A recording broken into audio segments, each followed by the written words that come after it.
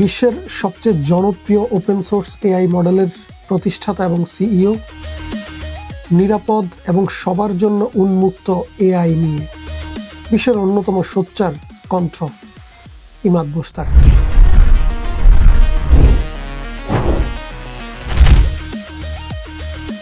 Imad Mostak is a leading figure in the field of artificial intelligence. A visionary for democratizing access to generative AI. Imad Mostak, one of the architects of the age of the AI. I've been following you for a long time. গেল কয়েক বছর ধরে তাকে follow করলেও আমার ধারণা ছিল তিনি পাকিস্তানি, কিন্তু সম্প্রতি একটা ভিডিওতে তাকে বলতে শুনলাম বাংলাদেশের একটি উদাহরণের সঙ্গে যে আমি যেখান থেকে এসেছি। I'm like, what?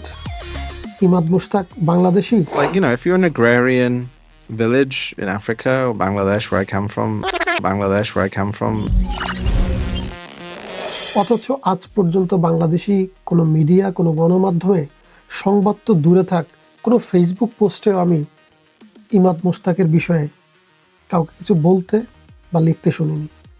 বিষয়টা খুবই অদ্ভুত এবং স্ট্রেঞ্জ। এআই বিশ্ব দাপিয়ে বেড়ানো, পৃথিবীর সব নামকরা এআই স্পেশালিস্টদের সাথে যিনি নিয়মিত বসেন, টকশো করেন, পডকাস্টে অংশ নেন, এই মানুষটা বাংলাদেশি, আমরা সেটা জানিই না। এটা কিভাবে মিস হলো, এটা আমার কাছে খুবই অদ্ভুত লেগেছে। আসুন জানার চেষ্টা করি কে এই ইমাদ মুশতাক এবং এআই বিশ্বে তার প্রভাব কতখানি। ইমাদ মুশতাক বাংলাদেশি বংশোদ্ভূত ব্রিটিশ ব্যবসায়ী। তার জন্ম জর্ডানে। বাংলাদেশি এক দম্পতির ঘরে তার জন্ম।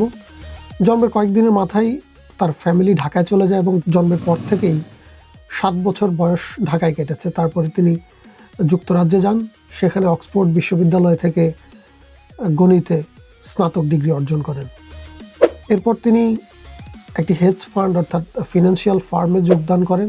সেখানে 13 বছর কাজ করার পর তার সন্তানের একটু অটিজমের প্রবলেম ছিল, যেটি তাকে তার যে বিষয়ে পড়াশোনা, যেহেতু ম্যাথে তার পড়াশোনা ছিল, সায়েন্স বা কম্পিউটার সায়েন্স অথবা টেকনোলজির প্রতি তার আগ্রহ প্রথম থেকেই ছিল, তিনি এআই ফিল্ডে ইন হন এবং তিনি যেই মডেলটি তারা প্রতিষ্ঠা করেন তিনি সেটার অন্যতম কারিগর ছিলেন। স্টেবিলিটি এআই সে কোম্পানির নাম, এবং যে মডেলটি নিয়ে তিনি হইচই ফেলে দেন সারা বিশ্বে, সেই মডেলটি হয়তো আপনারা অনেকেই, সেটির নাম হয়তো আপনারা জানেন, সেটির নাম স্টেবল ডিফিউশন, অর্থাৎ টেক্সট টু ইমেজ জেনারেশন যে মডেল, সেটার একরকম পায়োনিয়ার বলা যায় স্টেবল ডিফিউশনকে। তিনি সেই স্টেবল ডিফিউশন যে মডেল, সেটা যেই আমব্রেলার আন্ডারে তৈরি করা হয়েছে স্টেবিলিটি এআই, সেটার প্রতিষ্ঠাতা এবং সিইও। তিনি অনেক দিন ধরেই সবার জন্য উন্মুক্ত এবং নিরাপদ এআই নিয়ে কথা বলছেন, এবং এটা বলতে গিয়ে তিনি পশ্চিমাদের রোশানলে পড়েছেন, এখনও আছে।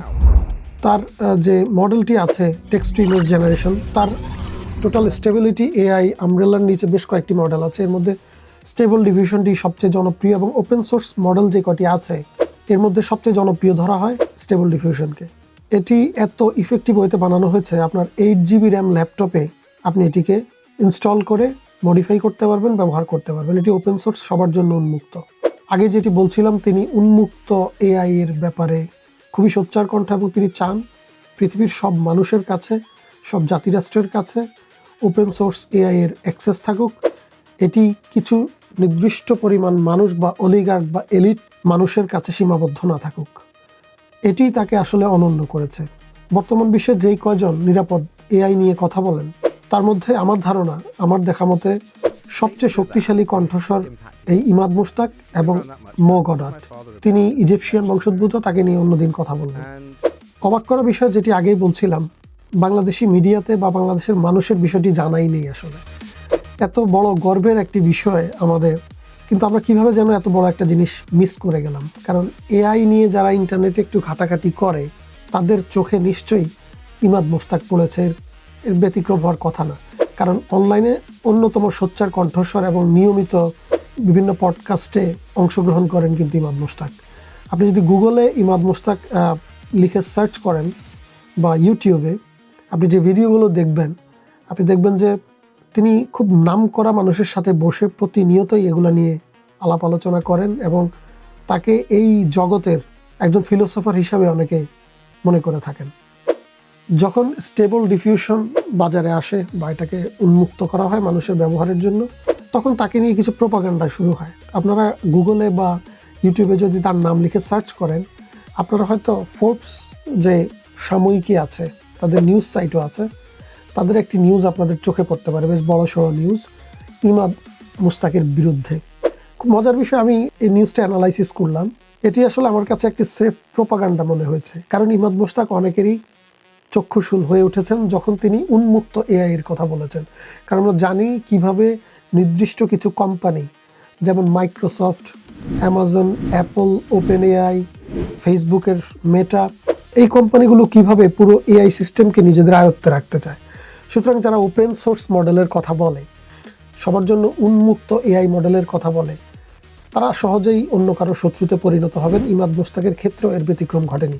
এবং ফোর্বসের এই নিউজটা দেখার পরে আমার মনে হয়েছে এটি স্রেফ একটি প্রোপাগান্ডা নিউজ। কারণ এর মধ্যে যে কয়টি ক্লেম করা হয়েছে, কিছু কিছু ক্লেম আমার কাছে ভ্যালিড মনে হয়েছে, কিন্তু আসলে প্রত্যেকটা কোম্পানিতেই বড় বড় যত কোম্পানি আছে, আপনি যদি সেগুলো অ্যানালাইসিস করেন, বিশ্লেষণ করেন, এগুলো কোনো ভুল, এগুলো ছোটোখাটো ত্রুটি বিচ্ছুতি। এগুলো নিয়ে একটা মানুষকে আপনার ক্যারেক্টারকে ধ্বংস করার যে প্রচেষ্টা, এটাকে আমি প্রোপাগান্ডাই বলবো। সো যে জন্য আপনি ইন্টারনেটে ইমাদ মুস্তাক লিখে যদি সার্চ করেন, আপনি অসংখ্য ভিডিও পাবেন। ওয়ার্ল্ডের প্রায় সব নামি দামি পডকাস্টারদের সাথে তিনি বসেছেন যারা এআই নিয়ে নিয়মিত কথা বলে, কিন্তু কোনো পশ্চিমা মিডিয়াতে তার উপস্থিতি সে মাত্রায় আপনারা কিন্তু লক্ষ্য করবেন না। সো সেটার কারণ আমি যেটা বুঝে পেলাম যে আসলে উন্মুক্ত এবং সবার জন্য নিরাপদ এআই এর কথা বলার জন্যই আসলে তার আজকে এই পরিণতি। বাট তিনি খুবই শক্তিশালী একটি ফিগার, মধ্যপ্রাচ্যে তার ব্যাপক গ্রহণযোগ্যতা আছে। তিনি গত বছর তার নিজস্ব যেই কোম্পানি, সেটার সিইও তিনি ছিলেন, প্রতিষ্ঠাতা তিনি ছিলেন, স্টেবিলিটি এআই, সেটা থেকে তিনি পদত্যাগ করেছেন। কারণ তিনি বলেছেন যে আসলে এটা আমার জায়গা না, আমি মানুষের জন্য কাজ করতে চাই। তিনি এখন আমি যতটুকু জানি মালয়েশিয়া এবং ইন্দোনেশিয়া সরকারের সাথে কোলাবোরেশন করে এবং আফ্রিকাতেও তার কিছু প্রজেক্ট চলছে, অর্থাৎ সাধারণ মানুষের কাছে এআই পৌঁছে দেয়া, সাধারণ মানুষকে এআই সম্পর্কে আরও বেশি নলেজ দেয়া এবং সবাইকে যেন এটার বেনিফিশিয়ারি করা যায়, সেজন্য উনি কাজ করছেন। কিন্তু আমি আবারও অবাক বিষয়ে বলতে চাই, বাংলাদেশে ওনার কোনো অবস্থান নেই। এটি আসলে আমার মনে হয় আমাদের সবার জানা উচিত। আপনারা যারা ভিডিওটা এখন পর্যন্ত দেখছেন, আমার মনে হয় আপনারা বিষয়টাতে আগ্রহী হয়েছেন বলে এতক্ষণ দেখছেন। আমার রিকোয়েস্ট, আমার ভিডিওটা আপনারা শেয়ার করতে পারেন।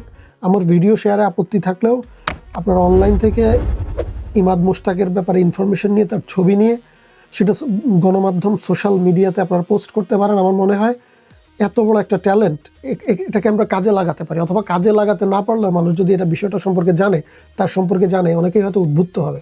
আমার মনে হয় এই বিষয়টা সবার জানা উচিত। আমরা চেষ্টা করব ইমাদ মুস্তাকের সাথে যদি কোনোভাবে আমরা কানেক্টেড হতে পারি, তার ইন্টারভিউ করতে। দোয়া রাখবেন আপনাদের। আসসালামু আলাইকুম, ভালো থাকবেন সবাই।